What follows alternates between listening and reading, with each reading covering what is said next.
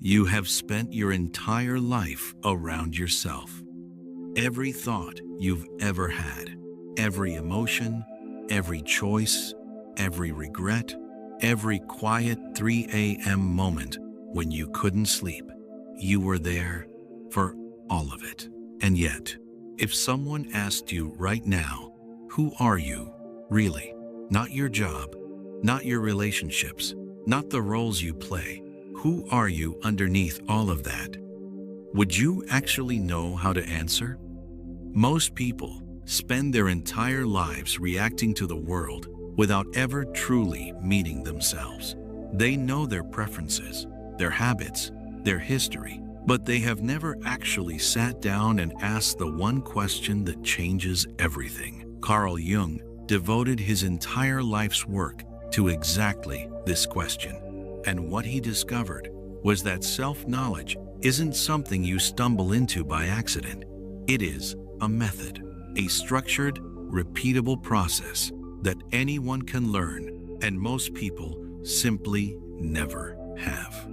Today, I'm going to walk you through Jung's complete method, 4 specific practices, each one revealing a different layer of who you actually are. By the end of this video, you will understand more about yourself than most people learn in an entire lifetime.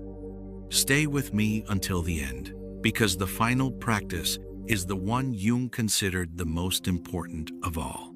The first layer Jung asked people to examine was something he called the persona. Your persona is the mask you wear in the world. It is not fake. Exactly, it is real, but it is curated. It is the version of you that shows up at work, at family dinners, in front of people whose opinion matters to you. It is built, often unconsciously, to be accepted, to be liked, to fit in. Here is the problem Jung identified.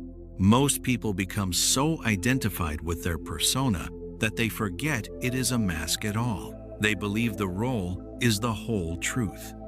Here is the exact exercise Jung would have you do right now. Get a piece of paper, or simply think through this if you don't have one nearby. Write down 3 different versions of yourself: who you are at work, who you are with your family, and who you are completely alone, with no one watching. Now ask yourself this question: which version feels the most exhausting to maintain? That exhaustion is information. It tells you exactly where your persona has drifted furthest from your actual self. Jung believed that the goal was never to destroy the persona we needed to function in society, but to know clearly where it ends and where the real you begins. If you finished that exercise and felt a small wave of relief just from naming the difference, that is the beginning of self-knowledge. You just met your persona for what it actually is: a mask, not a face. The second layer is the one most people spend their whole lives avoiding. Jung called it the shadow. Your shadow is everything about yourself that you have rejected, hidden, or refused to acknowledge. The anger you don't allow yourself to feel, the jealousy you're ashamed of, the selfishness, the parts of you that don't match the image you want to project. Here is what Jung discovered that changes everything. Your shadow does not disappear just because you refuse to look at it. It goes underground. And from there, it influences you anyway, often through the people who irritate you most intensely. This is the exact practice Jung taught for shadow work. Think of someone who triggers an unusually strong negative reaction in you. Not mild annoyance, something that genuinely gets under your skin. Now, ask yourself honestly, is there any part of this quality that exists in me in a form I haven't acknowledged? This question is uncomfortable by design. Jung said the people who irritate us most intensely are often mirrors, showing us a piece of ourselves we have refused to integrate. Write down the quality that bothers you most about this person. Then, write down one honest sentence admitting where a smaller version of that same quality might exist in you. This is not self-criticism. This is integration. Jung said that until you make the unconscious conscious, it directs your life from the shadows. Once you see it, it loses its hidden grip on you. The third layer is one of the most fascinating parts of Jung's entire body of work, what he called active imagination, and more specifically, learning to read the symbols your own unconscious produces. Jung believed that your dreams, your recurring thoughts, even the images that randomly surface in quiet moments are not meaningless noise. They are messages from a part of yourself that communicates differently than your conscious, logical mind. Here is the practice Jung used extensively with his patients. Think of a dream you've had recently, or even a recurring thought or image that shows up often when your mind is quiet. Don't analyze it yet. Just picture it clearly. Now ask it a direct question, the way Jung taught his patients to do. If this image could speak, what would it tell me right now?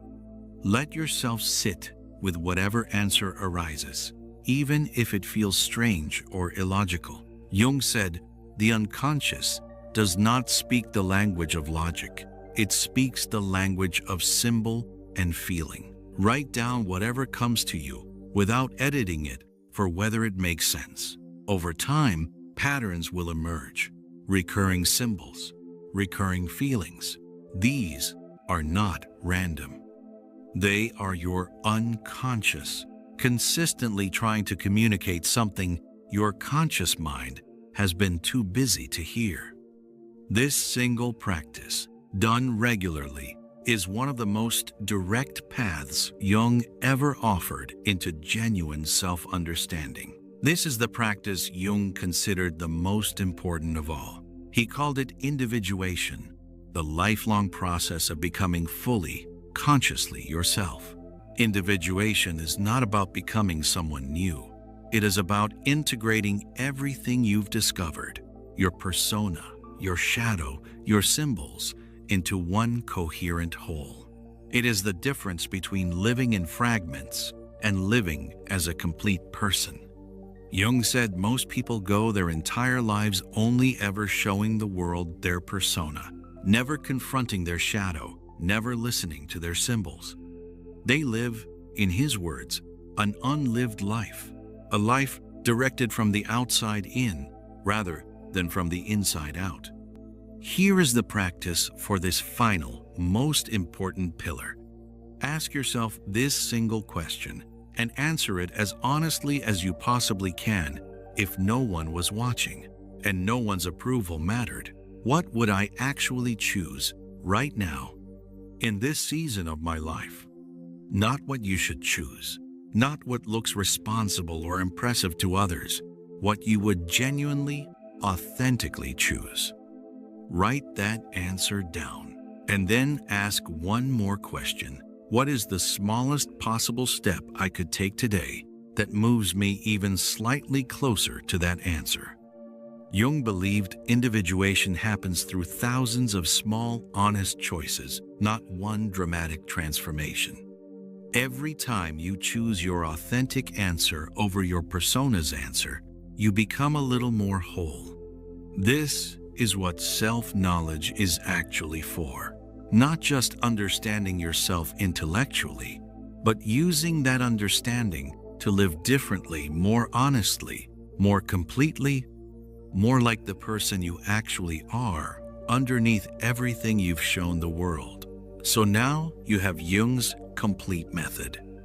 Meeting your persona, knowing the mask for what it is, confronting your shadow, integrating what you've rejected, reading your symbols, listening to what your unconscious has been trying to say, and individuation, making small, honest choices that bring all of it together into one whole self.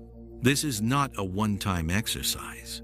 Jung practiced this work on himself for his entire life. Self-knowledge is not a destination you arrive at once. It is a relationship you maintain, continuously with yourself. But here is what I want you to understand clearly. You don't need to do all 4 pillars perfectly today. You simply need to begin with one. Pick the practice from today's video that felt most alive to you, the one that created even a small spark of recognition. Start there. Self-knowledge builds on itself once you begin. Jung said, knowing your own darkness is the best method for dealing with the darknesses of other people. The same is true of every part of yourself. Knowing who you truly are is the foundation for everything else you will ever build in your life. Before you go, I want to ask you something. Out of the 4 pillars we covered today, persona, shadow, symbols, or individuation, which one do you feel called to explore first? Share it in the comments if you'd like.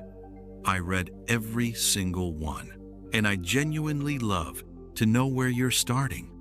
If this video gave you a real, usable path toward understanding yourself more deeply, please subscribe to The Inner Persona.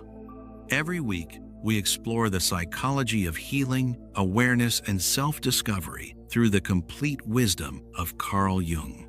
Because the most important relationship you will ever have is the one you have with yourself, and it's never too late to actually begin it.